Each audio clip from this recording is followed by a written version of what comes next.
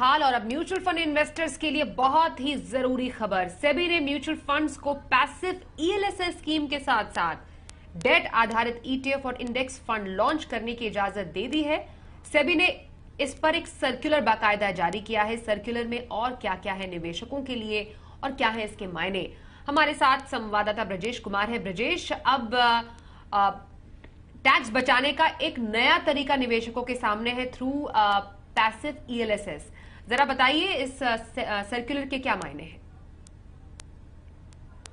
सेबी के इस नए सर्कुलर के बाद जो म्यूचुअल फंड के निवेशक हैं जो ईएलएसएस में लगाते हैं, उनके लिए एक और रास्ता खुलेगा। वो पैसिव ईएलएसएस स्कीम में पैसा लगा सकेंगे। हालांकि इसके लिए जो कंडीशन होगी वो ये होगी कि टॉप 250 मार्केट कंपनियों के इंडेक्स पर आधारित जो है ये ईएलएसएस लाया जा सकेगा। साथ ही म्यूचुअल फंड के ऊपर एक कंडीशन और भी होगी कि या तो वो एक्टिव ईएलएसएस रखें या पैसिव ईएलएसएस रखें, दो में से कोई एक ही चुनना होगा।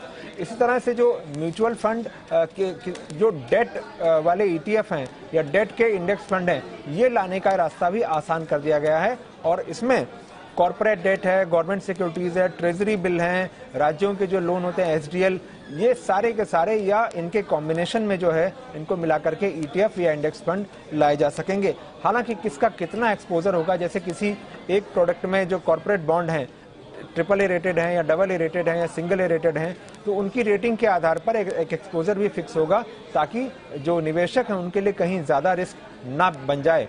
किसी एक कॉर्पोरेट ग्रुप का मैक्सिमम 25% तक का ही एक्सपोजर जो है इन इंडेक्स फंड या ईटीएफ में रखा जाएगा। तो यहाँ भी जो रिस्क है उसको कम करने की कोशिश की गई है। इसके अलावा लिक्विडिटी बनी रहे इस तरह के ईटीएफ के लिए, इस तरह के इंडेक्स फंड के लिए, इसके लिए सेबी ने कंडीशन रखी है कि जो भी स्कीम लॉन्च करेगा उसको कम से कम 2 मार्केट मेकर अपॉइंट करना पड़ेगा, ताकि कोई बेचना चाहे तो उसको आसानी से एग्जिट मिल जाए। इसके अलावा जो एनएफओ का साइज है इस तरह की स्कीम्स के लिए, उसको भी घटा करके 10 करोड़ से 5 करोड़ कर दिया गया है, ताकि म्यूचुअल फंड्स इस तरह की स्कीम्स को ज़्यादा आसानी से ला सकें। पैसिव फंड आने का सबसे बड़ा फायदा ये होगा कि जो ट्रांसपेरेंसी है वो बढ़ेगी, साथ ही डाइवर्सिफिकेशन होगा और जो निवेशकों के लिए लागत है वो भी कम होगी। ये जो नए सर्कुलर हैं वो 1 जुलाई से लागू होंगे। बहुत धन्यवाद करेंगे ब्रजेश। सेबी के नए सर्कुलर के फायदे क्या है निवेशकों के लिए वो समझाने के